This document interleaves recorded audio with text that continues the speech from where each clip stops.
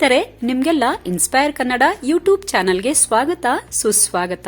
ಆಕಾಶದಲ್ಲಿ ಸ್ವಚ್ಛಂದವಾಗಿ ಹಾರಾಡೋ ಪಕ್ಷಿಗಳನ್ನ ನೋಡ್ಬೇಕು ಅಂತ ಯಾರಿಗ್ ತಾನೇ ಆಸೆ ಇರಲ್ಲ ಹೇಳಿ. ನೀಲಿ ವರ್ಣದಿಂದ ಮಿಂದೆದ್ದ ಆಗಸದಲ್ಲಿ ಬಾನಾಡಿಗಳು ಹಾರಾಡ್ತಾ ಇರೋದನ್ನ ನೋಡ್ತಾ ಇದ್ರೆ ನಾವು ಒಮ್ಮೆ ಬಾನಿಗೆ ರೆಕ್ಕೆ ಕಟ್ಕೊಂಡು ಹೋಗಿ ಹಾರಾಟ ಮಾಡಬೇಕು ಅನ್ನುವಷ್ಟು ಖುಷಿ ಆಗುತ್ತೆ. ಆದ್ರೆ ಮನುಷ್ಯರಾದ ನಮ್ಮ ದುರಾಸೆಯಿಂದಾಗಿ ಪ್ರಾಣಿ ಪಕ್ಷಿಗಳನ್ನೆಲ್ಲ ನಾವು ಝೂನಲ್ಲಿ ನೋಡಿ ಖುಷಿ ಪಡೋ ಪರಿಸ್ಥಿತಿ ಬಂದಿದೆ. ಸಾಮಾನ್ಯವಾಗಿ ಪಕ್ಷಿಧಾಮ ಅಥವಾ ಅಭಯಾರಣ್ಯಗಳು ಹಾಗೂ ಝೂದಲ್ಲಿ ಮನುಷ್ಯರ ವಸತಿ ಇರೋದಿಲ್ಲ. ಆದ್ರೆ ನಮ್ಮ ಕರ್ನಾಟಕದಲ್ಲೊಂದು ಗ್ರಾಮವಿದೆ. ಅಚ್ಚರಿ ಏನಂದ್ರೆ ಇಲ್ಲಿ ಪಕ್ಷಿಗಳೇ ಇಷ್ಟಪಟ್ಟು ಬಂದು ಮನುಷ್ಯರೊಟ್ಟಿಗೆ ಬದುಕ್ತಾ ಇದ್ದಾವೆ. ಅಲ್ಲದೆ ಇಲ್ಲಿ ವಾಸ ಮಾಡೋ ಪಕ್ಷಿಗಳಿಂದಾಗಿಯೇ ಈ ಗ್ರಾಮ ಸಖತ್ ಫೇಮಸ್ ಕೂಡ ಆಗಿದೆ. ಇಷ್ಟಕ್ಕೂ ಆ ಗ್ರಾಮ ಯಾವುದು, ಅಲ್ಲಿನ ವೈಶಿಷ್ಟ್ಯತೆಗಳೇನು ಅನ್ನೋದನ್ನ ಇವತ್ತಿನ ಸಂಚಿಕೆಯಲ್ಲಿ ತಿಳ್ಕೊಂಡ್ ಬರೋಣ. ಆದ್ರೆ ಅದಕ್ಕೂ ಮುನ್ನ ನೀವಿನ್ನೂ ನಮ್ಮ ಚಾನೆಲ್ನ ಸಬ್ಸ್ಕ್ರೈಬ್ ಮಾಡಿಲ್ಲ ಎಂದಾದ್ರೆ ಕೂಡ್ಲೇ ನಮ್ಮ ಚಾನೆಲ್ನ ಸಬ್ಸ್ಕ್ರೈಬ್ ಮಾಡಿ ಹಾಗೂ ಬೆಲ್ ಬಟನ್ ಕ್ಲಿಕ್ ಮಾಡಿ.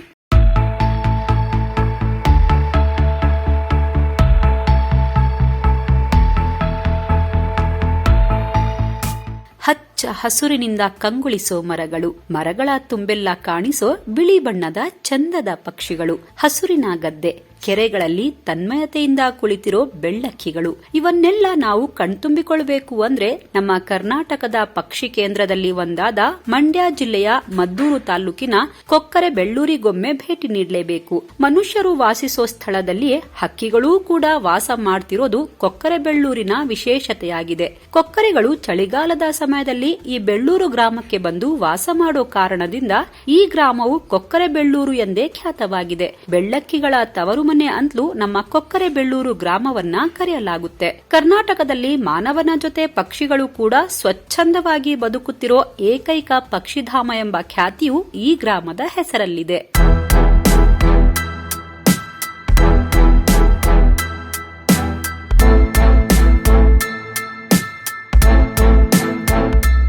ಈ ಗ್ರಾಮದಲ್ಲಿ ಪೆಲಿಕಾನ್ ಹಾಗೂ ಪೇಟೆಂಟ್ ಸ್ಟ್ರೋಕ್ ಅಂದ್ರೆ ಬಣ್ಣದ ಕೊಕ್ಕರೆ ಹಕ್ಕಿಗಳನ್ನ ನಾವು ಹೆಚ್ಚಾಗಿ ಕಾಣಬಹುದಾಗಿದ್ದು, ಪೆಲಿಕಾನ್ ಹಕ್ಕಿಗಳು ನವೆಂಬರ್ ತಿಂಗಳಿನಲ್ಲಿ ಈ ಗ್ರಾಮಕ್ಕೆ ವಲಸೆ ಬಂದು ಗೂಡು ಕಟ್ಟಿ ಸಂತಾನಾಭಿವೃದ್ಧಿಯನ್ನ ಮಾಡಿಕೊಂಡು ಜೂನ್ ತಿಂಗಳಿನಲ್ಲಿ ತಮ್ಮ ಸ್ವಸ್ಥಾನಕ್ಕೆ ವಲಸೆ ಹೋದ್ರೆ, ಬಣ್ಣದ ಕೊಕ್ಕರೆಗಳು ಜನವರಿ ಸಮಯದಲ್ಲಿ ಈ ಊರಿಗೆ ವಲಸೆ ಬಂದು ಮರಗಳ ಮೇಲೆ ಗೂಡು ಕಟ್ಟಿ ಸಂತಾನಾಭಿವೃದ್ಧಿಯನ್ನ ಮಾಡಿಕೊಂಡು ಜೂನ್ ಅಥವಾ ಆಗಸ್ಟ್ ತಿಂಗಳಿನಲ್ಲಿ ಬೇರೆ ಕಡೆ ಹಾರಿ ಹೋಗುತ್ತವೆ. ಹೀಗಾಗಿ ನವೆಂಬರ್ನಿಂದ ಜೂನ್ ತಿಂಗಳವರೆಗೂ ಎಲ್ಲಿ ನೋಡಿದ್ರೂ ಬರೀ ಬಣ್ಣ ಬಣ್ಣದ ಹಕ್ಕಿಗಳ ಚಿಲಿಪಿಲಿ ನಾದವೇ ನಮಗೆ ಕೊಕ್ಕರೆ ಬೆಳ್ಳೂರಿನಲ್ಲಿ ಕಾಣಸಿಗುತ್ತೆ. ಇಲ್ಲಿ ವಾಸ ಮಾಡುವ ಕೊಕ್ಕರೆಗಳನ್ನ ನೋಡೋಕೆ ಅಂತಾನೆ ದೇಶ ವಿದೇಶದಿಂದ ಪ್ರವಾಸಿಗರು ಚಳಿಗಾಲದ ಸಮಯದಲ್ಲಿ ಕೊಕ್ಕರೆ ಬೆಳ್ಳೂರಿಗೆ ಭೇಟಿಯನ್ನ ನೀಡುತ್ತಾರೆ.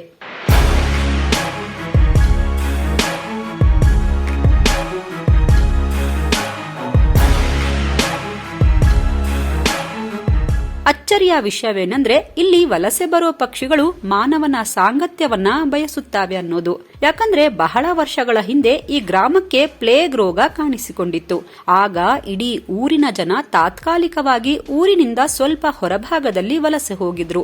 ಆ ಸಮಯದಲ್ಲಿ ಇಲ್ಲಿಗೆ ವಲಸೆ ಬಂದ ಪಕ್ಷಿಗಳು ಜನರನ್ನ ಹಿಂಬಾಲಿಸಿ ಅವರು ಇದ್ದ ಸ್ಥಳದಲ್ಲಿಯೇ ಗೂಡು ಕಟ್ಟಿ ಮರಿಯನ್ನ ಮಾಡಿದ್ವು ಅಂತ ಹೇಳಲಾಗುತ್ತೆ. ಅಲ್ಲದೆ ಈ ಊರಿಗೆ ವಲಸೆ ಬರೋ ಪಕ್ಷಿಗಳು ಕೊಕ್ಕರೆ ಬೆಳ್ಳೂರು ಗ್ರಾಮವನ್ನ ಬಿಟ್ಟು ಬೇರೆ ಎಲ್ಲೂ ವಲಸೆ ಹೋಗೋದಿಲ್ಲ ಅನ್ನೋದು ಕೂಡ ಆಶ್ಚರ್ಯದ ವಿಷಯವಾಗಿದೆ. ಇನ್ನು ಇಲ್ಲಿ ವಾಸಿಸೋ ಪಕ್ಷಿಗಳು ಮೀನುಗಳನ್ನ ತಿಂದು ಹೊಟ್ಟೆಯನ್ನ ತುಂಬಿಸಿಕೊಳ್ಳುತ್ತವೆ. ಇಲ್ಲಿನ ಗ್ರಾಮಸ್ಥರಿಗೆ ಪಕ್ಷಿಗಳ ಬಗ್ಗೆ ವಿಶೇಷವಾದ ಪ್ರೀತಿ ಇದ್ದು ಗ್ರಾಮದ ಜನರೇ ಸೇರಿಕೊಂಡು ಹೆಜ್ಜಾರ್ಲೆ ಎಂಬ ಬಳಗವನ್ನ ಕಟ್ಟಿಕೊಂಡಿದ್ದಾರೆ.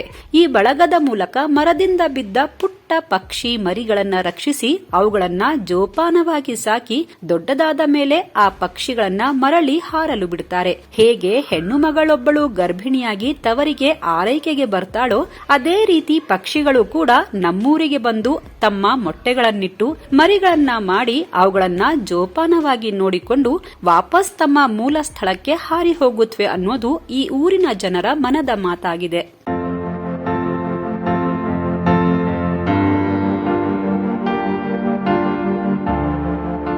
ಇನ್ನು ಸ್ವಲ್ಪ ವರ್ಷಗಳ ಹಿಂದೆಯಷ್ಟೇ ಅಂತಾರಾಷ್ಟ್ರೀಯ ಪರಿಸರ ಸಂಸ್ಥೆಯಾದ ಅರ್ತ್ ಡೇ ನೆಟ್ವರ್ಕ್ ಸಂಸ್ಥೆಯು ಕೊಕ್ಕರೆ ಬೆಳ್ಳೂರನ್ನ ಸ್ಟಾರ್ ವಿಲೇಜ್ ಎಂಬ ಬಿರುದನ್ನ ನೀಡಿ ಗೌರವಿಸಿದೆ. ಕೊಕ್ಕರೆ ಬೆಳ್ಳೂರಿನಲ್ಲಿ ಸಾಕಷ್ಟು ಕೆರೆ ಕಟ್ಟೆಗಳು, ಶಿಂಷಾ ನದಿಯ ನೀರಿನ ಸೆಲೆ ಇರೋದ್ರಿಂದ ಹಾಗೂ ಇಲ್ಲಿ ಗಿಡಮರಗಳು ಯಥೇಚ್ಛವಾಗಿ ಕಾಣಸಿಗೋದ್ರಿಂದ ಪಕ್ಷಿಗಳು ಇಲ್ಲಿ ಹೆಚ್ಚಾಗಿ ವಲಸೆ ಬರುತ್ತೆ ಅನ್ನೋದು ಸ್ಥಳೀಯ ಜನರ ಅಭಿಪ್ರಾಯವಾಗಿದೆ.